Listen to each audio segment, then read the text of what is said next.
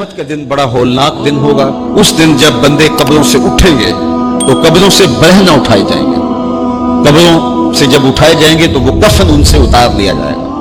یہ بات جب ام المومنین سیدہ عائشہ رضی اللہ تعالی عنہا نے سنی تو ان کا وجود تھر تھر کانپنے لگا اور عرض گزار ہوئی، یا رسول اللہ پھر ہمیں ایک دوسرے سے حیا نہیں آئے گی؟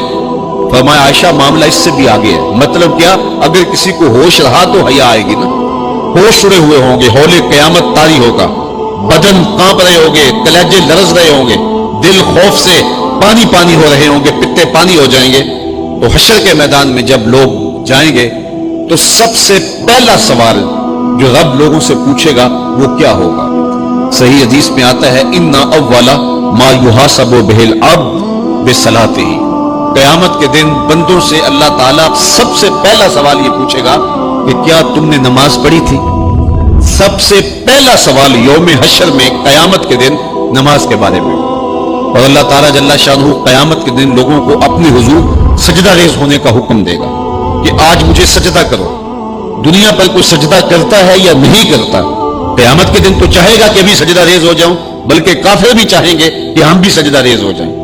جب اللہ کی طرف سے سجدے کا حکم ہوگا تو بتوں کو سجدہ کرنے والے بھی سوچیں گے کہ آج ہم رب کو سجدہ کریں کہ اس کے حکم کی تعمیل ہو جائے، لیکن سجدہ کرنا چاہیں گے تو بے نمازیوں کی کمر اکڑ جائے گی۔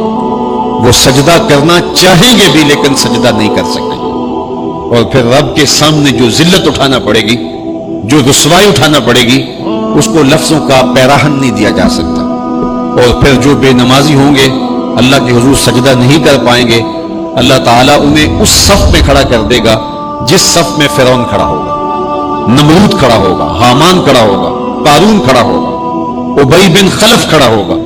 دشمنان خدا جس صف میں کھڑے ہوں گے بے نمازی کو اس صف میں کھڑا کر دیا جائے گا۔ میری لمبی تقریر نہیں، میں یہ آپ سے پوچھتا ہوں اور اپنے آپ سے پوچھتا ہوں، کیا ہم یہ گوارا کرتے ہیں کہ حشر کے دن ہمیں فرعون کے ساتھ کھڑا کر دیا جائے؟ کیا یہ ہم گوارا کرتے ہیں کہ حشر کے دن ہمیں نمرود کے ساتھ کھڑا کر دیا جائے؟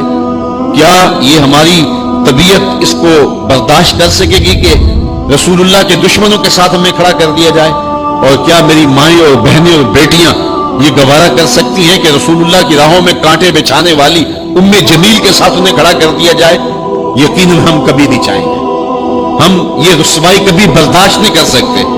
ان کے پاس کھڑا ہونا ہی قیامت ہے، ان کے ساتھ کھڑا ہونا ہی عذاب ہے، اور پھر ان کے اوپر لعنتیں بھی برس رہی ہوں گی اور ان کے چہروں کے اوپر تالکول لک مل دی جائے گی اور وہ رسوائیوں کے گڑے میں ہوں گے۔ تو ان کے ساتھ کھڑا ہونا تو بہت بڑا عذاب ہوگا، اور اگر کوئی تکلیف بدنی نہ بھی ہو تو ہم یہ گوارا نہیں کرتے کہ خدا کے دشمنوں کے ساتھ کھڑے ہوں۔ ہماری تو آرزو یہ ہے کہ بلال حبشی کے ساتھ کھڑے ہوں، ہماری تو تمنا یہ ہے کہ داتا گنج بخش علی حجویری کے پاس کھڑا ہونا نصیب ہو جائے، ہمیں بابا فرید کے پاس کھڑا ہونا نصیب ہو جائے، امام اعظم ابو حنیفہ کی قربت میں، حضرت امام حسین کی قربت میں کھڑا ہونا نصیب ہو جائے۔ ہم تو یہ چاہیں گے کہ اس زمرے میں آئیں۔ کل میں نے عرض کیا تھا 2 ہی برادری رہ جائے گی قیامت کے دن، باقی ساری برادریاں ٹوٹ جائیں گی، ساری عمارتیں ٹوٹ جائیں گی، صرف 2 برادریاں، ایک یہ برادری جس کا سردار ابو جہل ہوگا، ابو لہب ہوگا، اور ایک وہ برادری جس کے سردار محمد عربی ہوں گے۔ اب جو بے نماز ہوگا اس کو کدھر کھڑا کیا جائے گا؟ جدھر ابو جہل ہوگا، جدھر ابو لہب ہوگا، جدھر عتبہ ہوگا، جدھر عتیبہ ہوگا، جدھر ولید بن مغیرہ ہوگا، جدھر فرعون ہوگا، حامان ہوگا، شدید ہوگا، شداد ہوگا، نفدنون ہوگا، قارون ہوگا، دشمنان خدا ہوں گے۔ بے نمازی کو صف میں کھڑا کر دیا جائے۔ 6 گھنٹے کی تقریر نہیں کرتا، ان 2 لفظوں کو سمجھ لیں۔